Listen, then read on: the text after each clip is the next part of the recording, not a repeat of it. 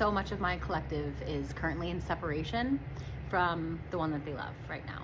And despite operating fully within their divinity, they still find themselves rejected, abandoned, or just refused by the person that they love.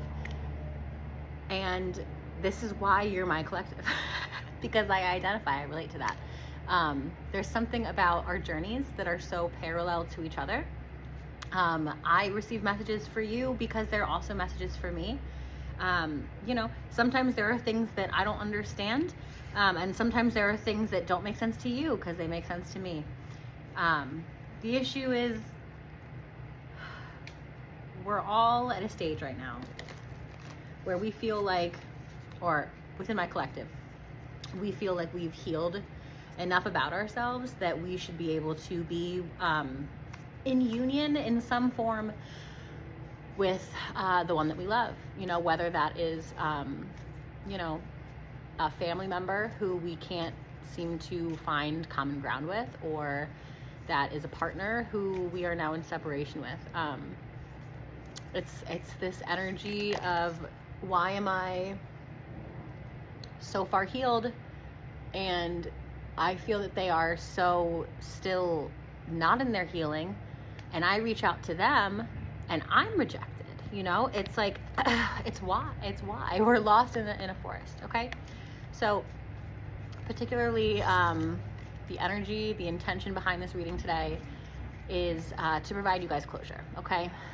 Because I think right now we're in an impasse, and there can be no more waiting, and there can be no more delaying, and there can be no more pussyfooting on the issue. At the end of the day, we do have to say to ourselves, if this person does not want to be with us, is it truly within our divinity and within our healing if we don't let them go, right? And I'm not saying that you are still refusing to let this person go. It's an energetic thing, right? It's not fair to them and it's not fair to us. We have to let them go if they don't want to be held by us, right? Emotionally, energetically, physically, whatever. So here's the deal, because with, and I don't want to say lower vibrational energies, these are just unhealed energies. With unhealed energies, very infrequently is closure ever provided. So I want to give that to you, because for healed energies, we do need that. We need to either give that to ourselves, but we like to give that to others as well. So for the closure here, you are a pure heart because you're my collective. So you do want to know how this person considers you. You don't want to be the villain in anybody's book. If this person somehow doesn't, this person holds ill will towards you, it's something that you do want to apologize for, because you're that type of person. I know you are. So it's almost this feeling of like, do I just walk away? What's the best thing to do? Do I apologize and then leave? Do I leave that bridge, open for the future? It's, you want to know how best to leave it, how best to walk away. So I want to tell you what is happening in the connection, and I want to tell you what they think of you. So we're going to focus first on how they consider you, and then we're going to get into the future of the connection, what will happen in the connection, what will happen with their future, okay? Because for many of you, you're going to be moving away from this person in a very permanent way. But I know that there's still a lot of care, and there's still a lot of empathy and compassion on your part. I heard high and dry. You don't want to leave them high and dry. So this will contain sort of their future energies, where they're moving towards, okay? To give you a feeling of peace, to give you that closure that you need, okay? I want to call forward the energy of their higher self, so I can get a true essence of how they feel towards you. I don't need the earthly drama. I want to know the true essence of your connection with them. And at the end of the day, at the end of this life, how they think of you and their time with you, their connection with you.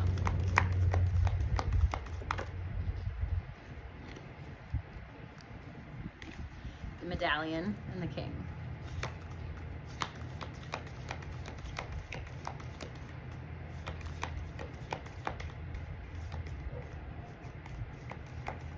They are a stubborn energy, aren't they? What do we have on the bottom? The mask. Okay. I did ask what they think of you, but unfortunately, if you saw how slow that shuffle was, how stubborn that shuffle was, so much of their lower self, their lower being is in the way here, okay? So Spirit wants to touch first on their energy, and I think that there's something there that you need to hear as well, okay? The reason that there's so much distance here, and I'm sure that you've picked up on this, is it's a mask, right? Okay.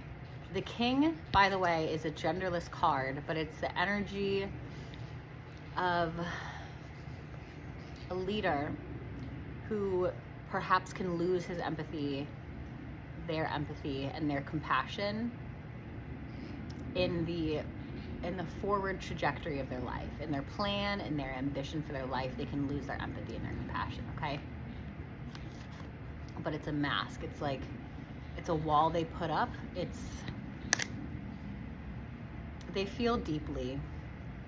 This person, this energy feels deeply towards you, but there's such a wall up, okay? There's such a stubbornness in sharing that energy with me. However, the medallion, a archetypal, supernatural object of great power, right? Something that the King truly would want to possess, all right? It's like the King's lost his medallion and he needs to, I keep saying it could be a masculine energy for your life, but the King has lost their medallion, and they almost need to act as if this medallion, this gem, never mattered to them in the first place.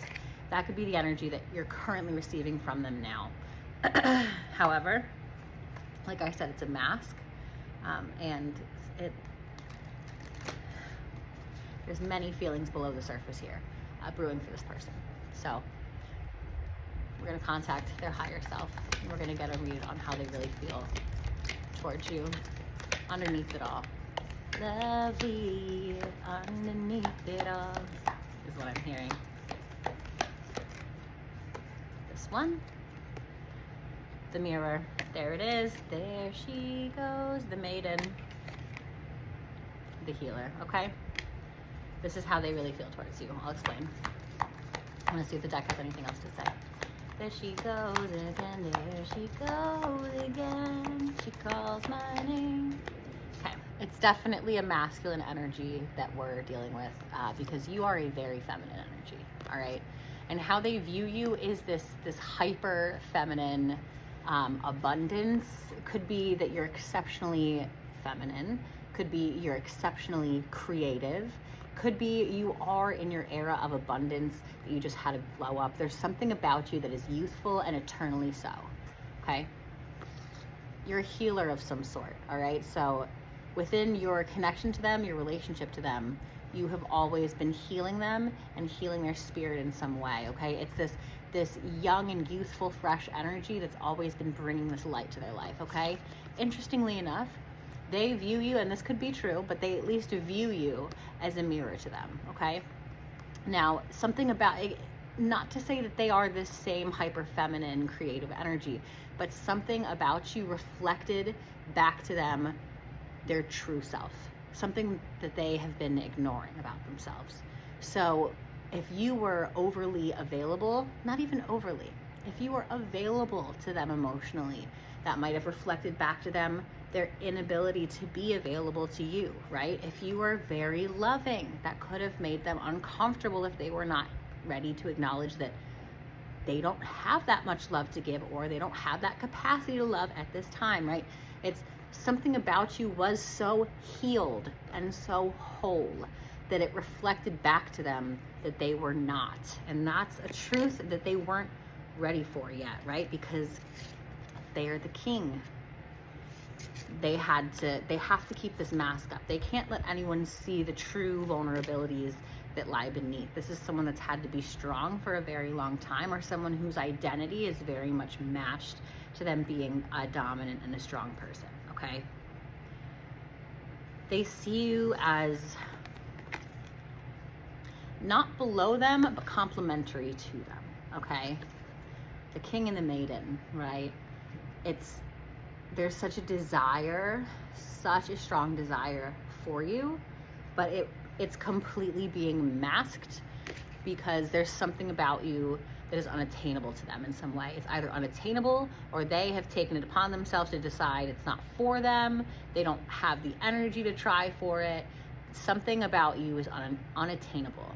So they had to infuse an energy of not caring. They had to make themselves not care, okay? Now, let's get down to the bottom of the future of this connection. If this is a true and permanent separation from this person, then we're going to get into the bottom of the future of, their future energy, where they might be moving towards in their life, so that you can have that peace of mind and know that they're going to be okay and that you're going to be okay.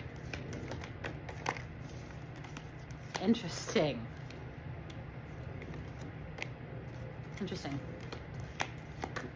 So far we have coagulation, which is it's a stickiness, it's a sticking together. We have conjunction.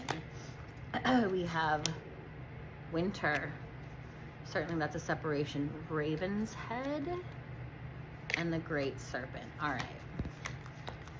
There's a deep energy of fate here. But it's the age-old question, is fate stronger than free will? Right? Bottom of the deck. Jupiter, planet of expansion, of possibilities becoming attainable, of the unattainable becoming attainable. Interestingly enough, we have that with coagulation and conjunction. And energy, look how the black and white's coming together to create a rainbow. It's something is sticking together, something is coagulating, conjoining. Okay? We have winter, so there's been a slumber, some sort of emotional withdrawal, some sort of hibernation period, okay? But Jupiter is bringing through new energy and new possibilities into this connection, which may call for some sort of conjunction. By the way, the Great Serpent, to get the Great Serpent with Jupiter is a massive energy of creation, okay? This is the card of possibilities as well. This is the transmutation card. This is the past becoming the future becoming the present it's the melding of all possibilities, and Jupiter is bringing forth that creative expansion energy that's going to bring this into being. And what specifically is that? From the winter, we have the conjunction, the coagulation, the things that are being brought together to give us the raven's head. The raven's head literally signifies now. The moment is now. It's now. The path starts now. The work begins now. You see this pearl in his mouth, a new pearl, okay? Something that was born of irritation. It's in his mouth. He has it. He's secured the bag. The moment is now. I see a great change coming. An initiation of sorts, an expansion, an initiation, okay? The King's Mask drops. I'm gonna pull tarot for this. This is getting crazy. This is not how I was gonna give you closure. And instead I feel like I'm giving you hope, which I'm almost scared to say, but listen, I just work here. I just tell you what the cards say. If you don't believe me, jot down the cards, look up the guidebook yourself. It is what it is, right? All right. Spirits, what's coming forth in this connection? What's coagulating? What's conjoining? Jupiter, what comes? What forward motion?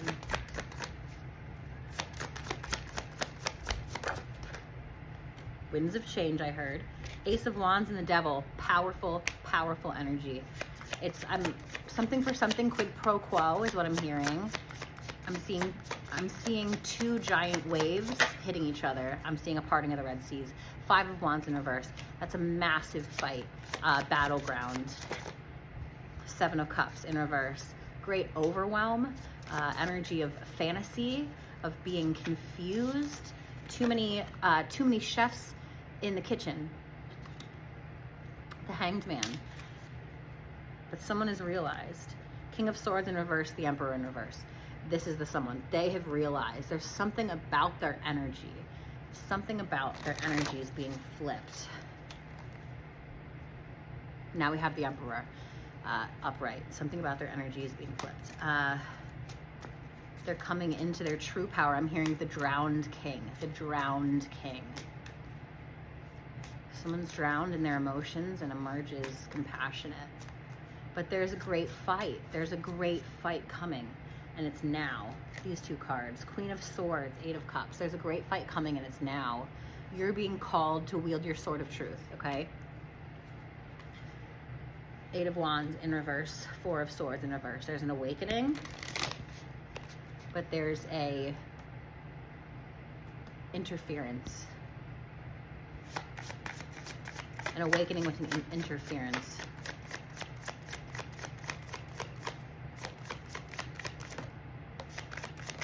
The Star. Death. Hold on now. Death upright. Two of Swords in reverse. Six of Cups upright. The Star in reverse. Death. Okay. Ooh, okay. They've been turning their back on the divine. Like I said, you've been acting in this, you've been acting in your divinity. They have been rejecting you, turning their back on you. There's an end to that. There's an end to that, okay? This is the blockage. This is the like allowance, the passé. It's allowing passage for their Six of Cups.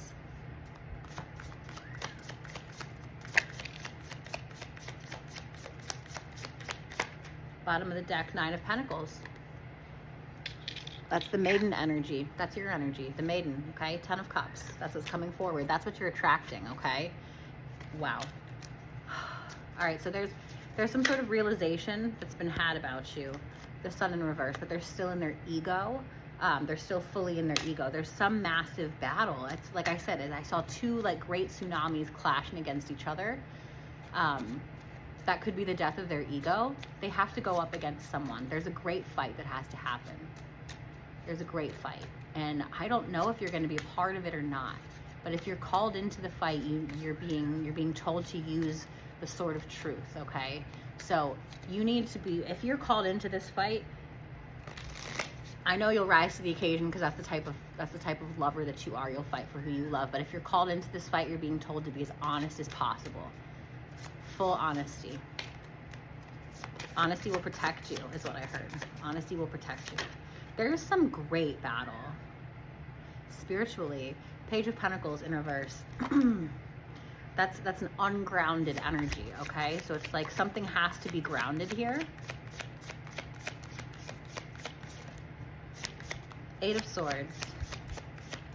Grounded, but also like, I'm seeing that one horror movie, Evil Dead. You know how you have to like chop the thing into bits and like bury it and like light it on fire? That's what I'm seeing is like some, I don't mean evil in a biblical sense, y'all, at all. I mean like a negative energy. There's some negative energy in your life that needs to be grounded, quartered, I heard. Grounded and quartered. Queen of Pentacles in reverse. Sneaky. That could be the sneaky energy, or spirits calling upon you to be sneaky at this time and to be private at this time. There's someone around you sneaking, trying to gather information. Knowledge is power at this time. King of Swords again. Okay, we do have King of Swords and Queen of Swords on the board. King of Swords upright, not necessarily a bad energy. Like I said, there's something about honesty and truth here that's coming to light, some sort of realization. We have the King here, which is a severe energy. If you look at the colors here, that's colors of the sun, the masculine energy, the Mars colors here. Okay, so there's something about them that's really severe. That Emperor in reverse energy. With King of Swords, it's like they're such a severe person. They're very intense, but they want to come towards you with truth. You need to match that energy to mirror their energy with whole, unabashed truth yourself, okay? I do feel that there's a conversation coming, but this conversation is going to be a great battle. A great battle. The World in reverse, Three of Wands in reverse. Spirit's ominous as fuck. They said there will be blood. There's going to be a great battle. But the only thing that will win here is truth, okay? The world upright. Truth is the only thing that's gonna save you here. All right, guys, that was incredibly powerful. Good luck with that. Keep me posted, whatever the hell that was.